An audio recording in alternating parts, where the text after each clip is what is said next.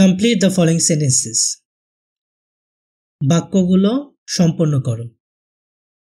Completing সেন্টেন্সের ক্ষেত্রে অনেক অ্যান্সারই হতে পারে, আমরা এখানে যে কোনো একটা অ্যান্সার দিয়ে কমপ্লিট করব। কমপ্লিটিং সেন্টেন্সের ক্ষেত্রে আমরা যে অংশটি লিখব সেটি অবশ্যই অর্থ এবং স্ট্রাকচারের দিক থেকে যে অংশটা দেওয়া আছে তার সঙ্গে সামঞ্জস্যপূর্ণ হতে হবে। এ নাম্বারে দেওয়া আছে 1971 is the year when Bangladesh achieved her freedom।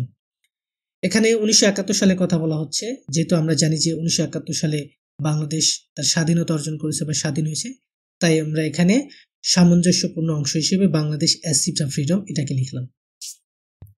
B number, Bangladesh gained her freedom after a 9-month long brutal war। এখানে বাংলাদেশ তার স্বাধীনতা অর্জন করেছে আফটার, আমরা বুঝতে পারছি যে এখানে 9 মাস রক্তক্ষয়ী যুদ্ধের কথা বোঝানো হচ্ছে, তাই এই অংশটা আমরা এখানে উল্লেখ করেছি। C number, our brave sons sacrificed their lives so that they could make their motherland free from oppression।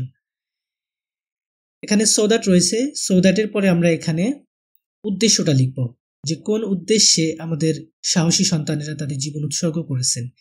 যেহেতু এখানে এই অংশের ভার্বটি স্যাক্রিফাইসড সিম্পল পাস্টে রয়েছে, সুতরাং এরপরে so that এর পরে আমাদেরকে কুড ব্যবহার করতে হবে এবং এরপরে একটা ভার্বের বেস ফর্ম ব্যবহার করতে হবে। সেক্ষেত্রে আমরা নিয়েছি they could make their motherland free from oppression, যেহেতু অত্যাচার থেকে মাতৃভূমিকে রক্ষা করার কথা বোঝানো হচ্ছে।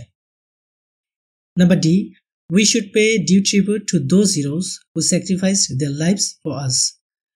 সেই বীরদের প্রতি আমাদের সম্মান দেখানো উচিত যারা তাদের জীবন উৎসর্গ করেছেন। এই অর্থে আমরা sacrifice their lives for us লিখেছি।